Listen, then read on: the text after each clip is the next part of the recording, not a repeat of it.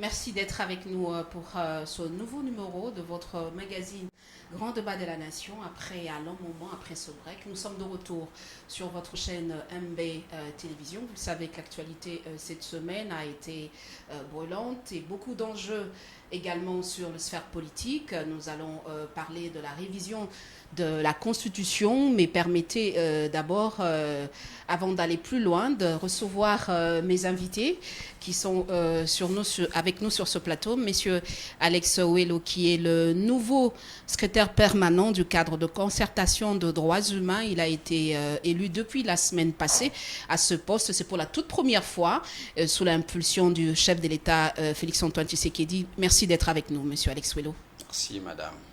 Voilà, il sera de l'autre côté. Nous avons monsieur Joseph Kamwanga, qui est Kamwanga de la Fonte, qui est parmi nous. Il nous revient fraîchement de Paris. C'est le président de la société civile de la diaspora congolaise à Paris.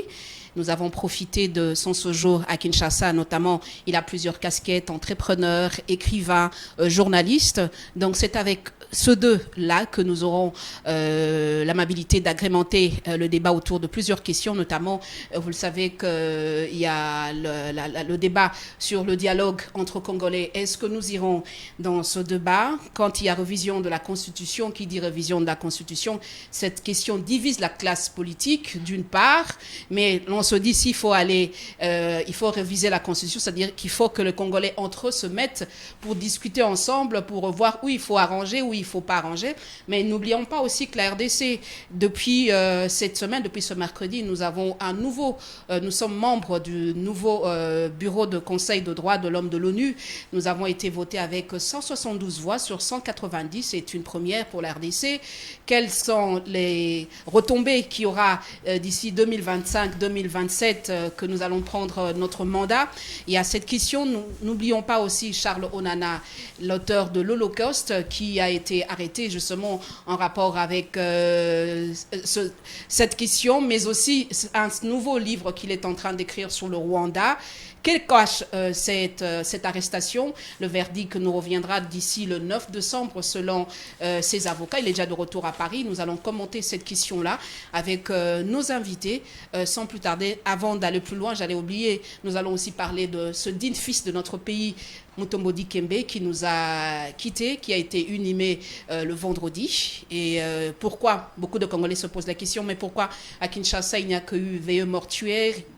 Mutombo n'a pas été parmi nous, on aurait voulu le voir, le dire au revoir pour la toute dernière fois.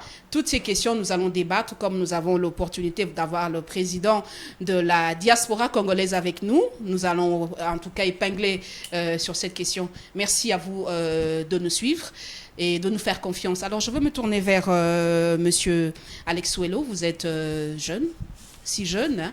Je vous vois si jeune à ce poste de cadre de concertation de droits humains. Qu'est-ce que ça vous fait lorsque la RDC a raflé ce poste de nouveau membre du Bureau de droits de l'homme des Nations Unies?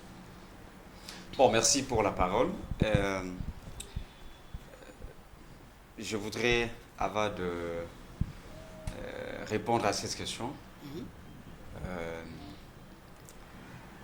vraiment souhaiter paix éternelle à l'âme de notre compatriote qui a beaucoup travaillé dans l'humanitaire, Mutombo Dikembe, d'heureuse mémoire, comme la coutume traditionnelle chez nous nous l'exige. Oui, c'est vrai, nous avons été élus membres du Conseil de droits de l'homme des Nations Unies. C'est une victoire qui entre dans le cadre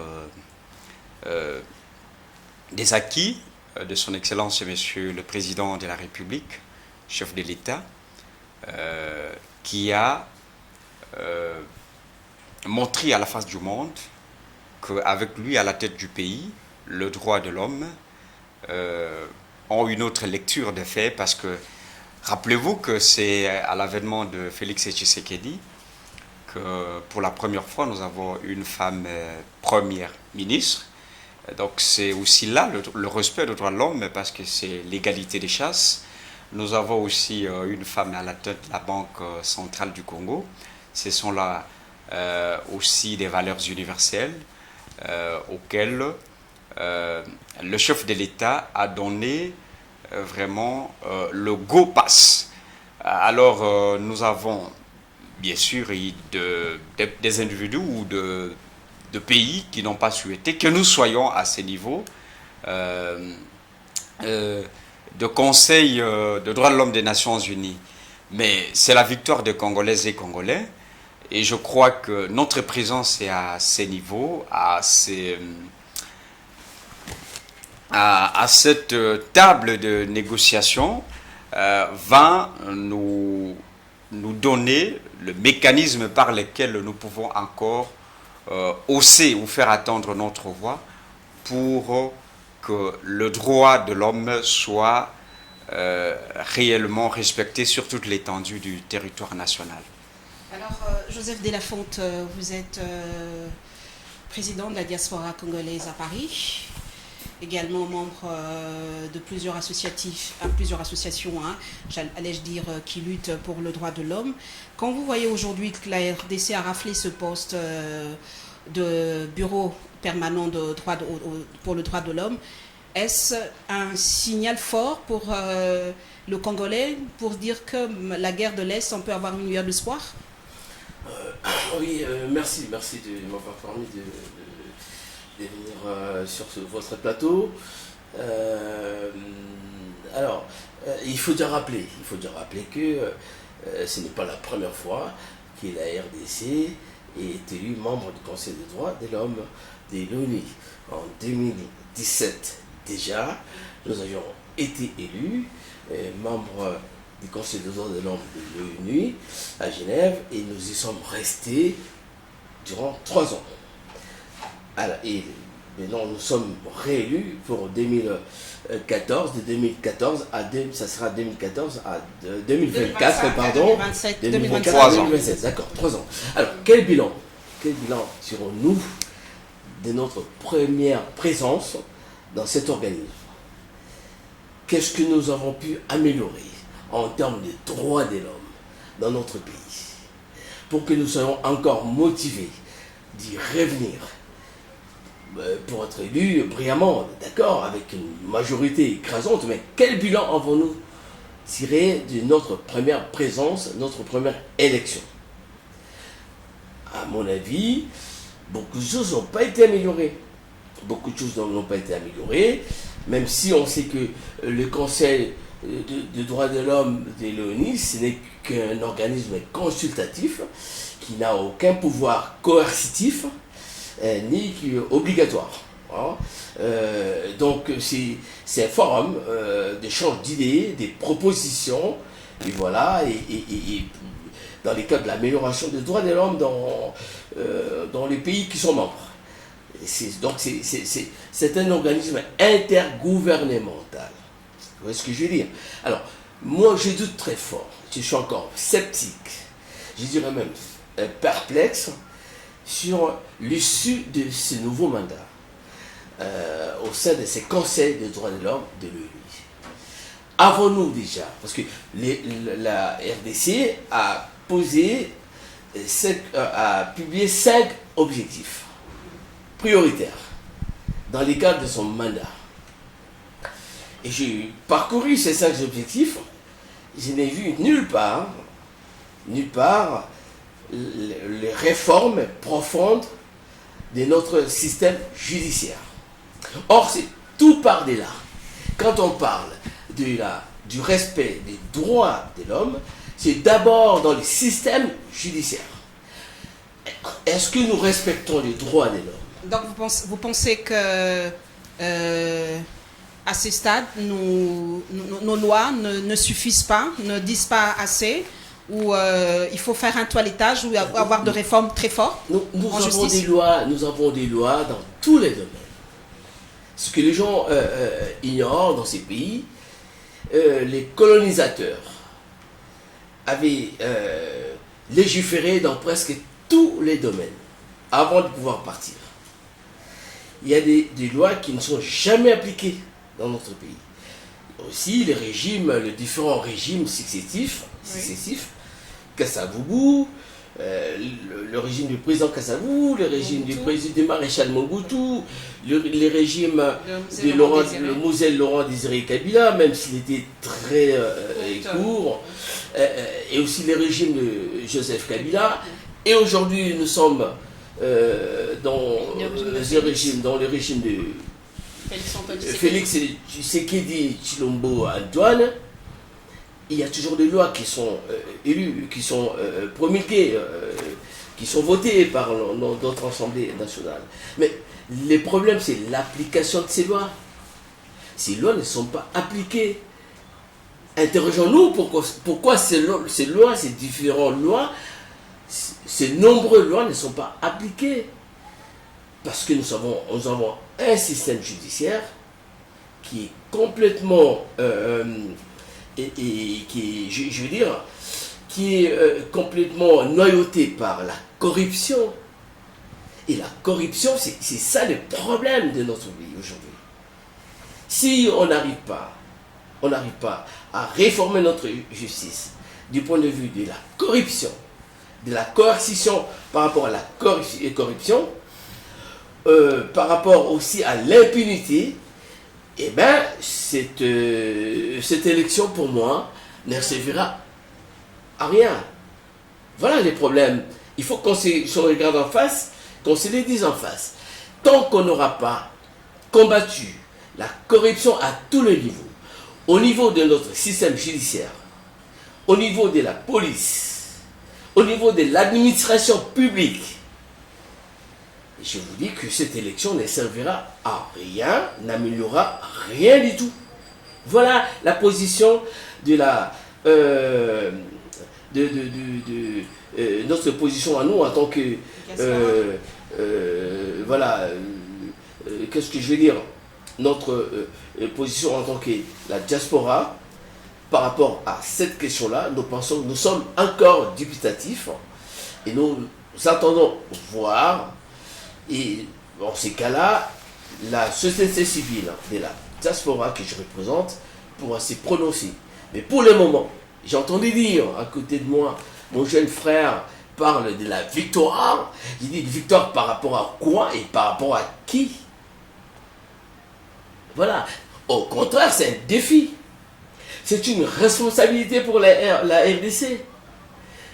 C'est à démontrer que nous sommes un pays réellement qui aspire au respect des droits de l'homme.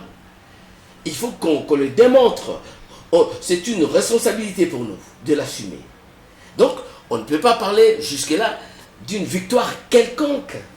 Voilà tout ce que je peux dire sur cette question. Alors, Alex Ouello, avant de quitter cette question toujours de l'ascension de la RDC pour la seconde fois justement à ce poste de droits de l'homme, comme le dit votre co-débatteur, Joseph Delafonte, ça devait pas être un motif de joie. C'est un défi à relever, surtout sur le plan judiciaire, avec la corruption. Est-ce que vous êtes d'accord avec vous, l'impunité en RDC, il n'y a pas d'impunité? Vous êtes d'accord avec lui sur ce point ou est-ce que vous trouvez... qu'est-ce que vous pouvez placer comme mot? Oui, merci pour la question. Je crois que l'appareil judiciaire de notre pays est en train de renaître avec l'avènement de Maître Constant Moutamba à la tête de ce ministère. Il est en train de bouger les lignes quand même. C'est vrai que beaucoup reste à faire, mais il faut féliciter les efforts qui sont en train d'être déployés pour guérir le mot dont souffre l'appareil judiciaire. Mais je parle de la victoire parce que, dois-je rappeler ici qu'il y a des États et des personnalités dans le monde qui ont mené une campagne de contre notre victoire au niveau du Conseil des droits de l'homme des Nations Unies. Mais nous avons gagné. C'est la victoire de tout un peuple parce que je peux encore évoquer un autre aspect de choses ici. Pour ce qui concerne le respect quand même de droits de l'homme, la gratuité de l'enseignement primaire, c'est-à-dire l'enseignement de base, c'est aussi l'un des éléments du respect aussi de droits de l'homme dans notre pays parce que c'est aussi respecter ce qui est écrit noir sur blanc, que l'école primaire est gratuite et obligatoire dans notre pays. Donc voilà ce que je peux placer à ce niveau.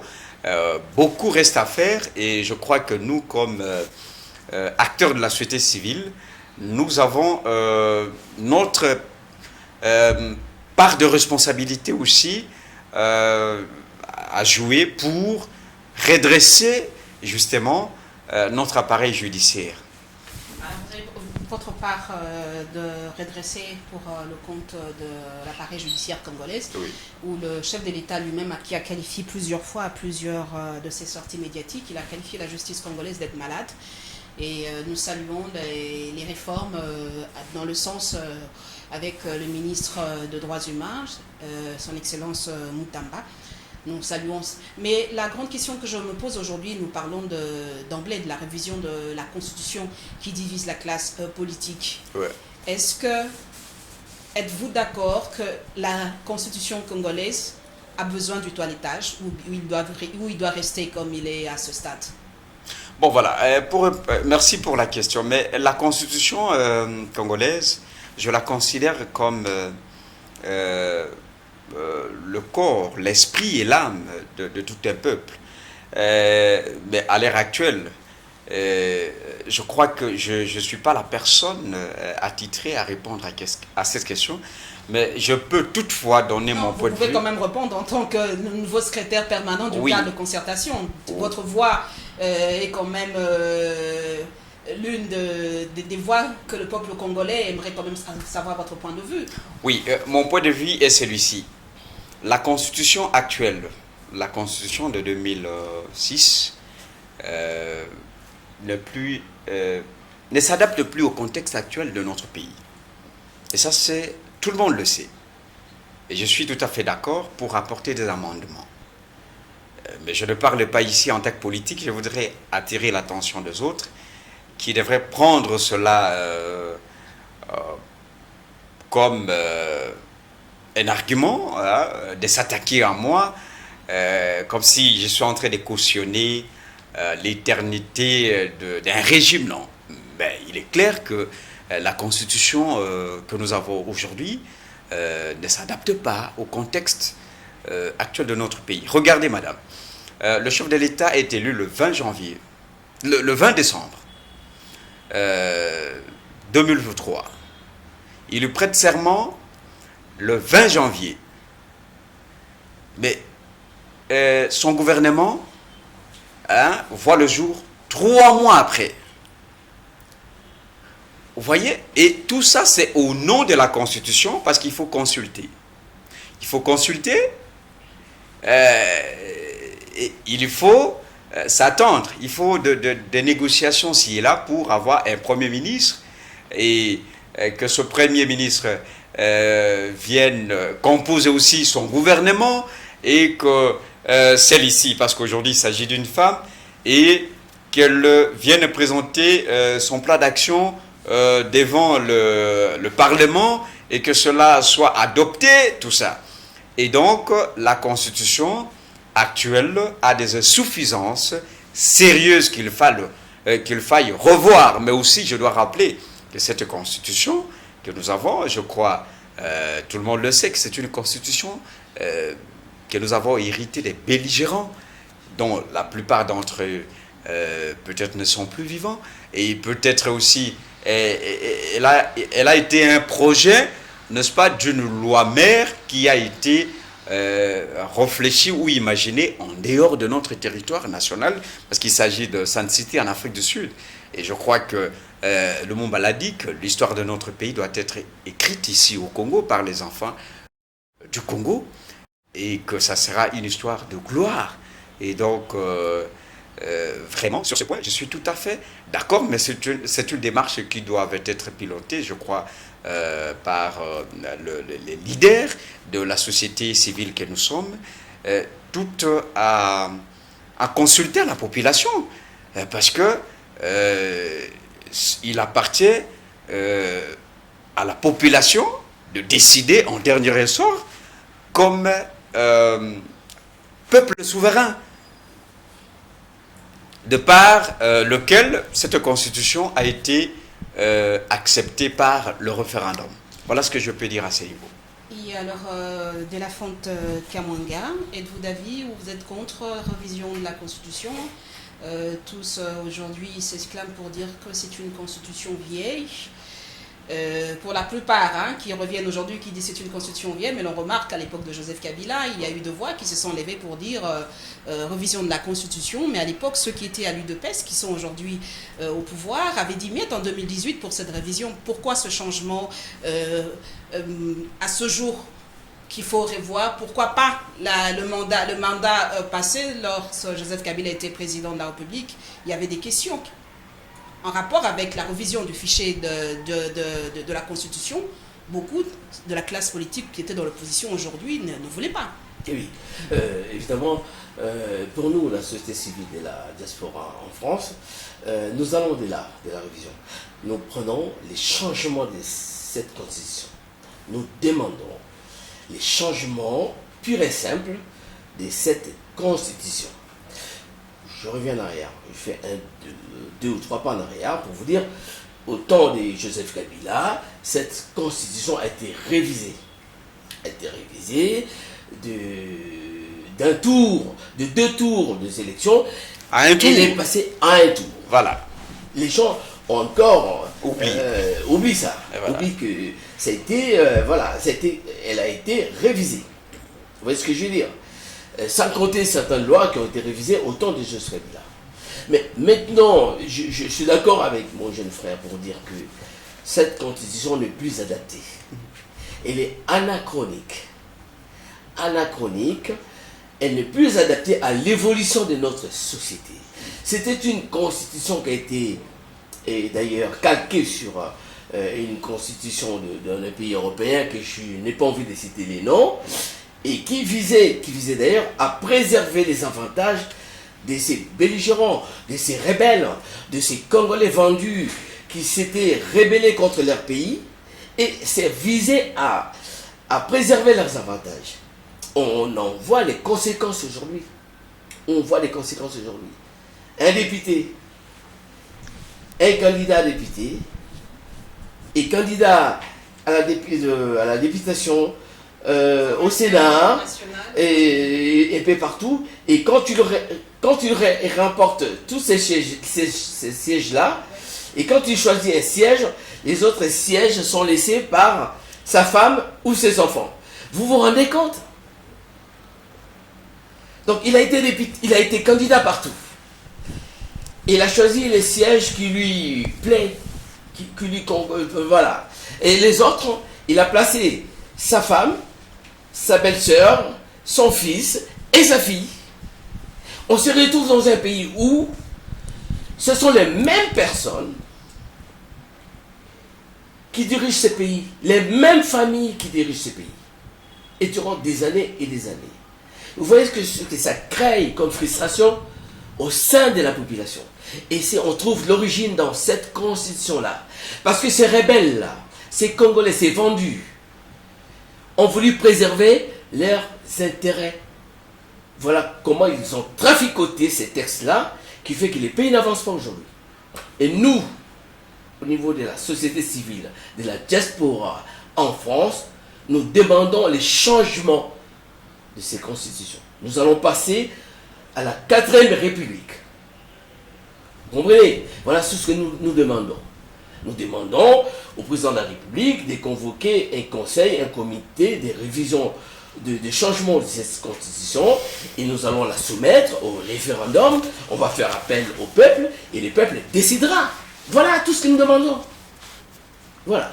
Alors, comme vous le dites, vous allez faire appel au chef de l'État. Nous allons aller certainement vers un référendum. Qui dit référendum, ça dit dialogue entre le Congolais déjà. Mais avant que j'aille dans la question, est-ce que les Congolais doivent se mettre tous autour d'une table? Puisque vous êtes président de la diaspora congolaise, on voudrait quand même savoir, il y a une loi qui devait être votée en rapport avec la double nationalité. Aujourd'hui, 6 ans plus tard, est-ce que vous avez trouvé gain de cause, la diaspora congolaise? C'est une promesse non tenue par le président de la République. Lors de sa campagne pour son premier mandat, il avait promis. Il avait promis, il a dit qu'il allait faire voter une loi autorisant la binationalité. C'est-à-dire que les Congolais ayant opté pour une autre nationalité n'allaient pas perdre leur nationalité d'origine. Et on en voit beaucoup des conséquences aujourd'hui, beaucoup. C'est vrai que dans votre introduction, vous avez parlé de Mutombo Dikembe, mais je vais en parler quand vous allez poser la question des... On va en arriver sur cette question-là. Vous allez voir que aujourd'hui, les non-respects de cette loi de la binationalité a aussi des conséquences sur le non-rapatriement du corps de notre compatriote Mutombo Dikembe. Ici, nous aurions voulu l'éclairer ici, faire son deuil, ici même chez nous. Pourquoi est-il resté aux États-Unis? Parce que, tout simplement, il a une nationalité américaine qui les prive d'office de sa nationalité congolaise. Donc les Américains, en quelque sorte, ont confisqué les corps. Mais puisque nous sommes déjà sur cette question, vous parlez déjà, je préfère déjà qu'on parle d'office de ce problème, Oui. de notre compatriote congolais, Mutombo Dikembe, qui est décédé depuis à un moment donné, et que le corps n'est pas revenu au pays. Et beaucoup de Congolais, c'est vrai, on a assisté à une veillée mortuaire, mais sans corps, sans vie. Et beaucoup se sont sentis frustrés. On aurait souhaité que ce Congolais-là soit au pays. Puisque vous êtes président de la diaspora congolaise à l'étranger, particulièrement en France, quels sont les mécanismes qu'il faut mettre à l'avenir en place pour que pareille chose ne se répète plus dans notre pays? Déjà, il faut faire voter une loi autorisant la binationalité pour les Congolais. Voilà, un Congolais qui a opté pour une autre nationalité, qui ces derniers ne perd pas complètement, pas du tout, sa nationalité d'origine. Voilà, Mutombo Dikembe, que nous regrettons aujourd'hui, qui a été un grand basketteur de tous les temps.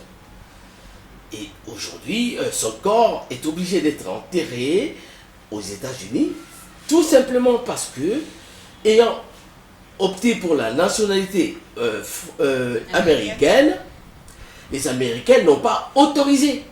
Il faut que les gens le sachent. N'ont pas autorisé qu'il soit enterré chez nous. Parce que c'est un citoyen américain. Mais ça nous fait très mal au cœur aujourd'hui. Très mal au cœur. Nous aurions voulu qu'il soit enterré chez nous. Nous aurions voulu plairer notre Mutombo de la manière, selon notre tradition, notre coutume. Voilà, comme on sait bien le faire ici au Congo. Mais nous sommes très frustrés que nous faisons le deuil de Mutombo Dikembe sans les corps de Mutombo Dikembe. Tout simplement parce que il a opté pour la nationalité américaine et les Américains n'autorisent pas un Américain d'être enterré dans un autre pays. Donc le Congo devient un autre pays pour lui. Vous voyez que l'aberration de cette loi, vous voyez où ça nous amène? Vous voyez les conséquences que ça peut faire aujourd'hui et dans l'avenir. Vous voyez, je pense que le chef de l'État est interpellé sur cette question-là. Je pense qu'il faut absolument introduire un projet de loi autorisant la binationalité pour les Congolais ayant obtenu une autre nationalité. Voilà ce que je peux dire. Alex Ouello, quel est votre point de vue à ce stade? L'une des légendes les plus grandes du pays est en train d'être inhumée, mais le corps ne sera pas rapatrié au Congo. Est-ce que vous pensez que vous soutenez la thèse de Joseph de la Fonte qu'il faut une introduction d'une loi pour le Congolais de l'étranger? Oui, mais justement, il faut réviser la Constitution en ce moment-là pour leur permettre d'avoir plus d'accessibilité dans leur pays d'origine. Mais bien sûr, parce que la Constitution est claire, que la nationalité congolaise est une. Vous voyez, c'est à ce niveau-là qu'on est bloqué. D'où l'impérieuse nécessité maintenant d'amender ou de revoir notre loi mère, qui est la Constitution, parce que beaucoup de choses ne semblent pas marcher à cause de cette constitution, madame. Regardez même ici à Kinshasa où nous sommes avec vous, lorsque le gouverneur de province brille sur la médiocrité, mais le chef de l'État n'a pas le pouvoir de le révoquer. Donc vous voyez beaucoup de méli-mélo. Lorsque vous parlez de gouverneur de province, vous parlez de l'actuel gouverneur de province de Kinshasa, qui a pris mandat il y a peu, sous peu, ou vous parlez de prédécesseur de gouverneur de Kinshasa? Je parle du précédent, c'est-à-dire celui qui a travaillé après André Kimbuta. Oui. Vraiment, tout le monde a regretté. Et tout le monde a demandé au chef de l'État de lui faire partir de l'hôtel de ville. Mais le chef de l'État était bloqué par la Constitution. Parce qu'il n'est pas celui qui lui a amené à ce fauteuil du pouvoir. C'est l'Assemblée provinciale. Et encore que celle-ci était sur la même mise de ce gouverneur. Et regardez la saleté à Kinshasa. Regardez ce que représente aujourd'hui le grand marché Zando. Voyez, mais tout ça, c'est la Constitution qui bloque, parce que le chef de l'État n'a pas le pouvoir de révoquer un gouverneur. Il faut que l'Assemblée provinciale se réunisse pour lui faire partir. Mais de l'autre État, cette même Constitution, avec beaucoup de méli-mélo, beaucoup de lacunes que le comporte, lorsque le gouverneur est élu, il faut que le chef de l'État signe l'ordonnance d'investiture de celui-ci et son vice. Mais pour le faire partir, il ne peut pas. Vous voyez tout ça, madame? Et donc, je ne vois pas le mal aujourd'hui qu'on puisse revoir cette constitution. Même quand on appelle le chef de l'État le magistrat suprême.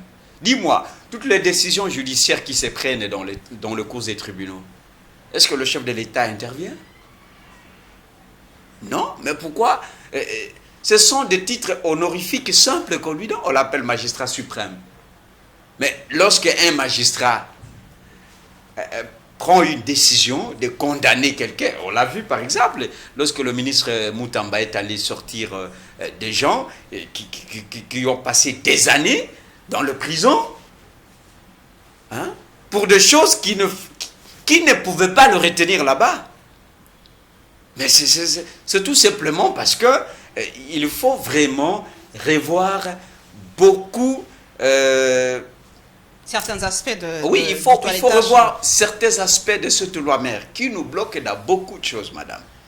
Même la question là de la caisse de péréquation pour le province. Les 145 territoires. Non, mais c'est pourquoi il faut vraiment des réformes institutionnelles. Et c'est à partir de ces amendements que nous allons apporter dans cette loi mère que nous pouvons arriver à construire un État où nous avons une loi mère, n'est-ce pas, qui répond au contexte actuel de la chose publique. Vous comprenez? Parce qu'il y a des choses il y a des enjeux qui ont changé, il y a beaucoup d'aspects de choses qui ont connu des modifications qui ne ressemblent plus à 2003 ou à 2006, madame. Le contexte n'est plus le même. C'est pourquoi il faut passer maintenant à la révision à la 4e République. Oui. Et voilà. Et revisiter la Constitution. Je pense que vous vouliez émettre un point de vue avec cela, mais de la fonte Kamwanga. Est-ce que vous ne pensez pas revoir retoucher la Constitution serait de donner encore de béquilles au chef de l'État pour 3 ans de plus, comme certains amis de l'opposition sont en train de tirer la sonnette? Non, pas du tout. Pas du tout. Je reviens, parce que nous parlons du changement. Oui. Nous parlons pas de la révision. Voilà, la société civile de la diaspora demande les changements purs et simples. Dans le changement total, vous voulez qu'on change totalement cette constitution? Absolument, absolument. Oui. Pourquoi la révision, elle va être coincée quelque part, parce que il y a un article, je crois l'article 22, dont on ne peut pas toucher. Voilà. Et bien nous demandons un changement pur et simple de cette constitution, nous permettra de passer à la 4e. Voilà. Donner les béquilles au président de la République. Écoutez, je vous rappelle qu'en France, sous les mandats de Jacques Chirac était dans un septennat. Il a accepté de revoir la Constitution. La France est passée d'un septennat à un quinquennat. Et Jacques Chirac était en place. Mais où est le problème. On peut passer désormais... De 7 à 5 aussi, ans, mais pas le contraire. Pardon? Vous dites bien, nous sommes passés, en France, on est passé de 7 ans à 5 ans, mais aujourd'hui chez nous, ça sera de 5 à 1 plus. Ça n'a pas offusqué Jacques Chirac, ni les Congolais, ni les Français, pardon, je voulais dire les Français, à pouvoir continuer à vivre et à respecter l'état des droits. Donc, on peut aussi, ici chez nous, passer des 5 à 7 ans, et voilà, et parce que c'est le peuple qui décidera. Voilà tout ce qu'on peut dire. Donc il n'y a pas de souci. Il n'y a pas de béquille à donner à qui que ce soit. De toute façon, Félix Tshisekedi passera. Comme nous tous, comme tout homme sur cette terre. Il passera. Voilà. Nous agissons aujourd'hui pour les générations futures. Vous voyez, nous travaillons pour nos enfants. Pour ceux qui vont hériter de ce que nous faisons aujourd'hui. Donc, si Félix Tshisekedi passe des 5 à 7 ans, eh bien, il passera. Et il y aura quelqu'un d'autre, et qui prendra les relais, les flambeaux, ainsi de suite. Et tout cela, c'est dans l'intérêt et dans le bonheur, pour le bonheur des Congolais. Voilà ce qu'on peut dire aujourd'hui. Donc nous devons travailler plutôt pour la continuité. Comme on dit, les institutions, les hommes passent, mais les institutions restent. Cette question n'a jamais presque été prise en charge, on le remarque en RDC. Il suffit qu'il y ait un nouveau président de la République, il suffit qu'il y ait un nouveau gouverneur, tous les programmes qui ont été amorcés avant, tout tombe dans l'eau. Et comme vous le dites, ça serait mieux de travailler pour l'intérêt général de la nation congolaise que de travailler... Je vais vous dire une chose, rien ne tombe dans l'eau. Rien ne tombe dans l'eau, parce que tout s'enchaîne. Tout s'enchaîne dans la vie. Rien ne se perd. Tout se transforme. Vous voyez ce que je veux dire? La physique, c'est la physique. Pardon? C'est la physique. Rien ne se perd, tout se transforme. Peut-être c'est la métaphysique. Voilà. Donc, c'est pour vous dire que les actes que nous posons aujourd'hui, quand nous ne serons plus là, quand le régime de Félix Tshisekedi Antoine ne sera plus en place, ce sont les générations futures qui prendront les flambeaux et vont continuer à travailler sur ça, qui nous auront fait les horreurs, par rapport à nos erreurs, ou encore ce que nous aurons réussi, ils vont pouvoir travailler dessus, et voilà, ils vont pouvoir développer ces pays et transformer ces pays selon les aspirations qu'ils ont aujourd'hui. Voilà ce que je peux vous dire. Donc rien ne tombe dans l'eau. Dans la vie de tous les jours, rien ne se perd. Tout se crée. Tout se transforme. Tout se transforme et se crée. Alors voilà. Alex Ouello, puisque nous parlons aujourd'hui de la révision de la fiche, de la Constitution, et sur ce plateau, on est d'emblée d'avis qu'il faut, pas qu'il y ait révision, mais qu'il faut qu'il y ait changement de cette Constitution, mais qui dit aussi changement de la Constitution, et on voit les classes politiques, vous êtes ici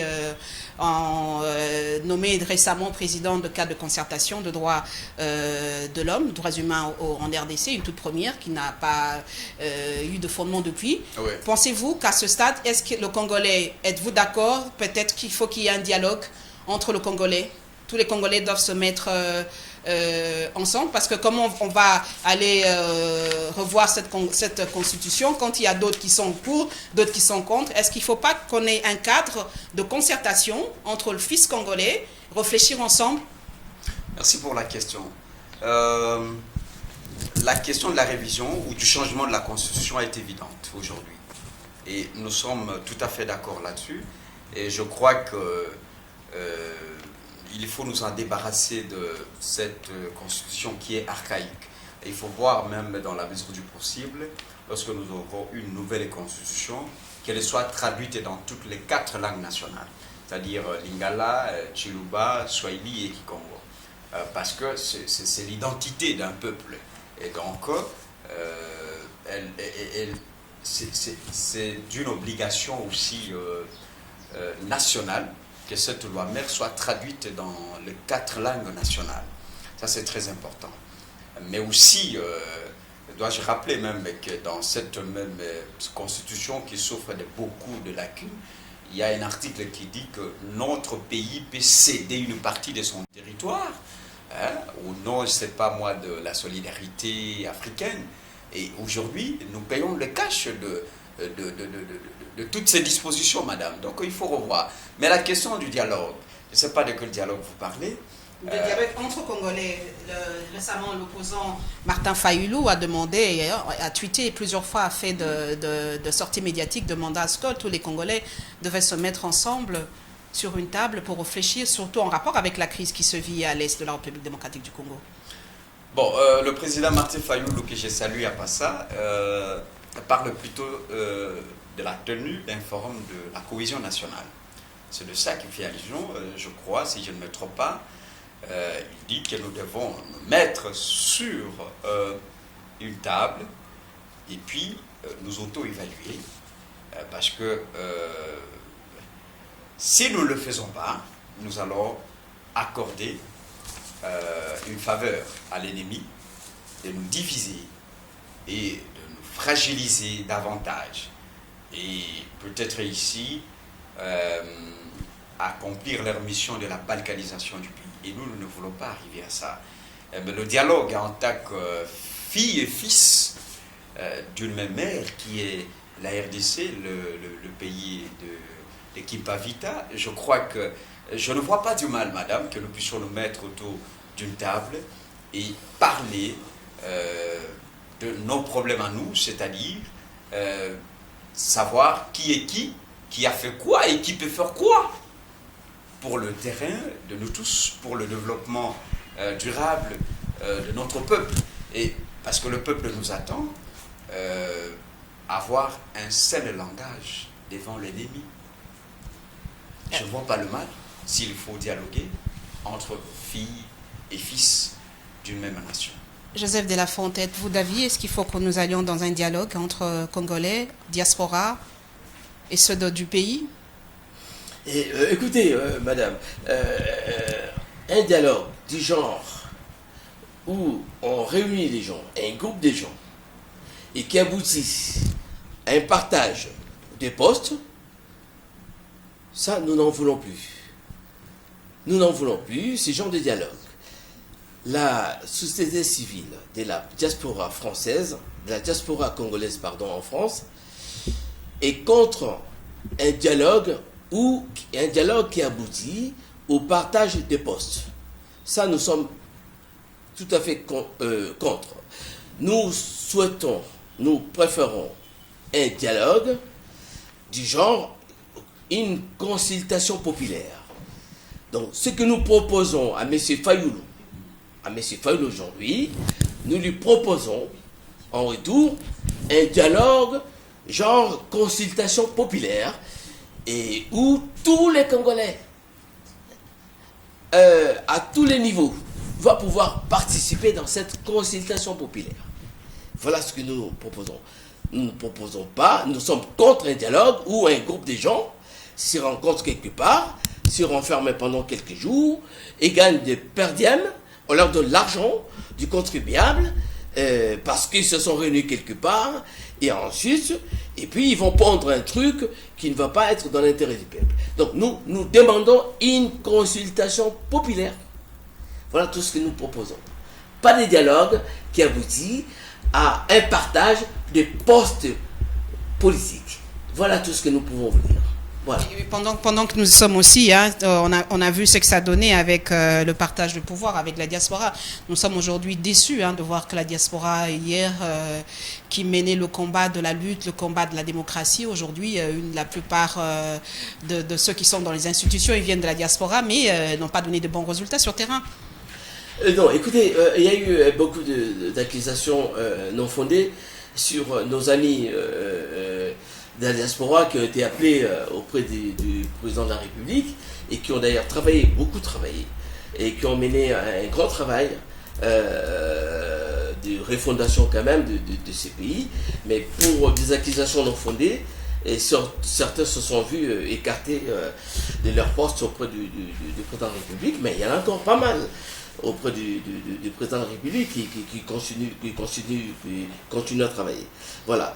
Donc, ce n'est pas seul la diaspora qui peut aider ces pays à se relever ou à se développer. Non. Je pense qu'on se trompe.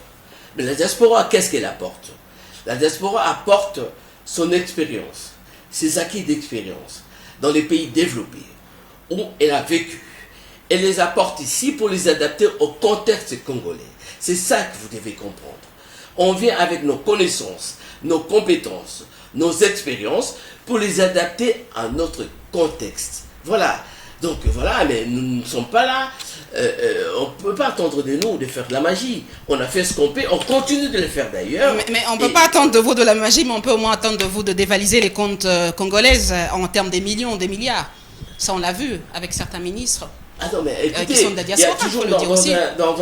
il y a toujours des brebis galeuses dans une troupe. Hein. Il y en a eu. Moi, je critiquais pas mal les amis qui ont été appelés auprès du chef de l'État et qui, parmi d'ailleurs, certains, la plupart n'ont jamais travaillé en France.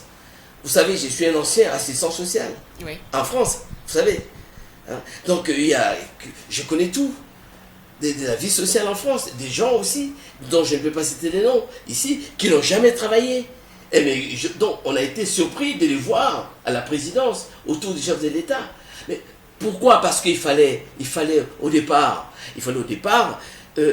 essayer de récompenser les gens qui ont mené une lutte au sein des l'UDPS, qui ont mené une lutte auprès du chef de l'État, quand il a été lui-même membre de la diaspora à l'époque.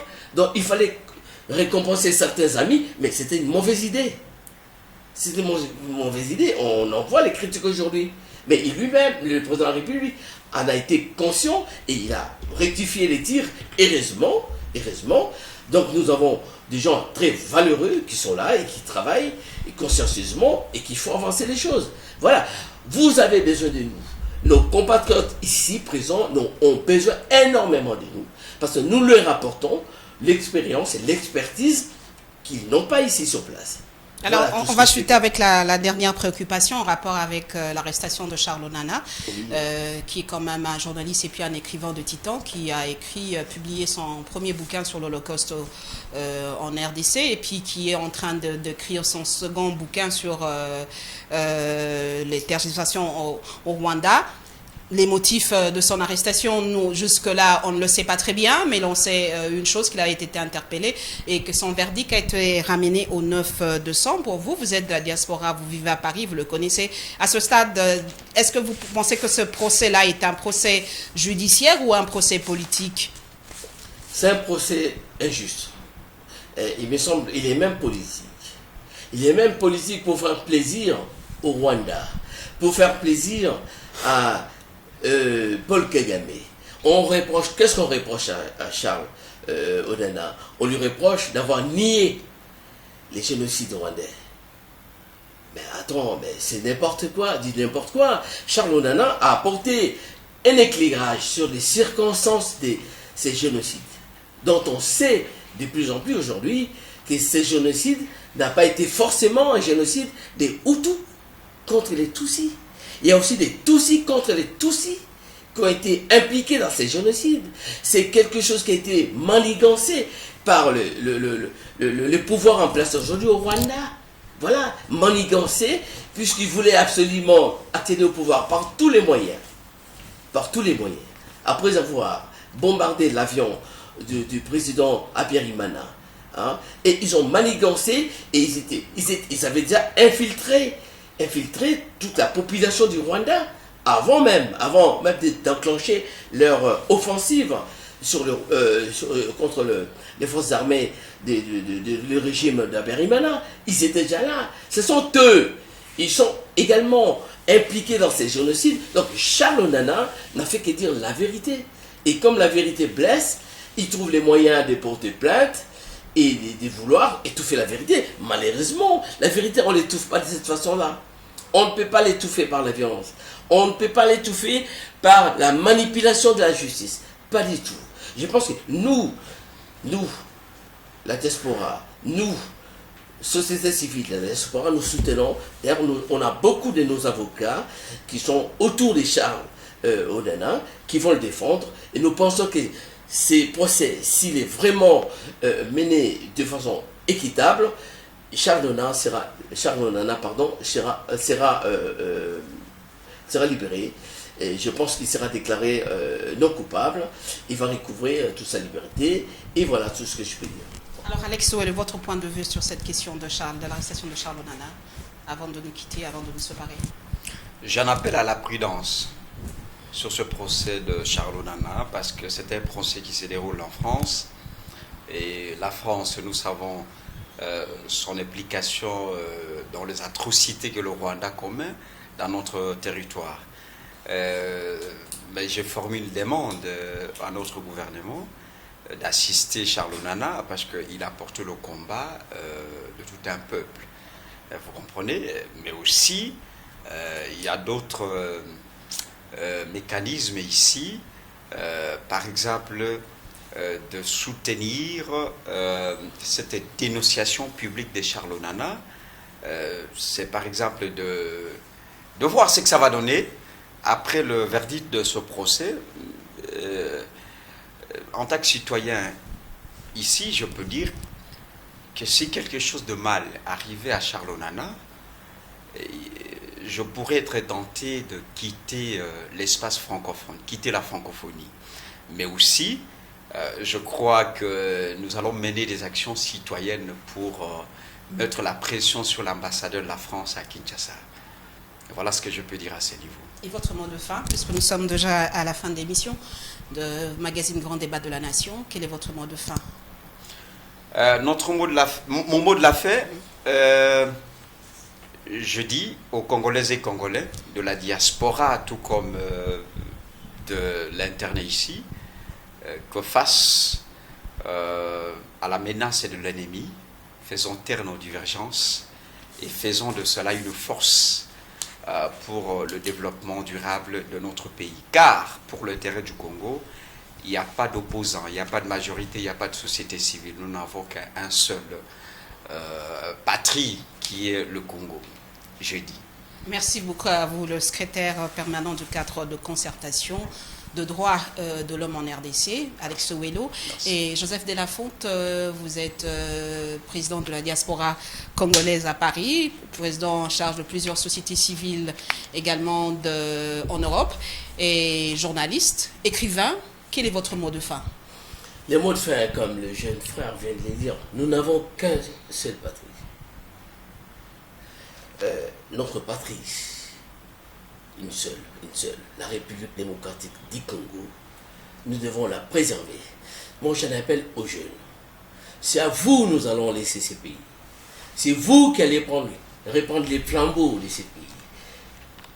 Allez à l'école, travaillez sincèrement, aimez ces pays, aimez notre pays, protégez notre pays. Et voilà, je pense que nous pouvons encore compter sur vous parce que vous êtes jeunes. Nous allons passer, vous allez rester.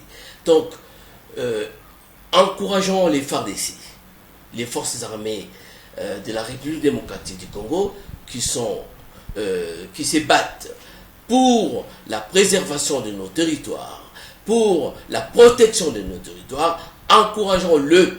Ils ont fait beaucoup d'efforts, beaucoup jusqu'ici. Ils ont vraiment fait en sorte que notre pays soit... la guerre ne se propage pas sur tous les territoires. La guerre aujourd'hui s'est cantonnée au niveau du Nord Kivu et du Sud Kivu. Encourage-le encore à se battre encore plus davantage pour que notre pays ne puisse pas tomber entre les mains des Rwandais et du M23. Voilà tout ce que je peux dire.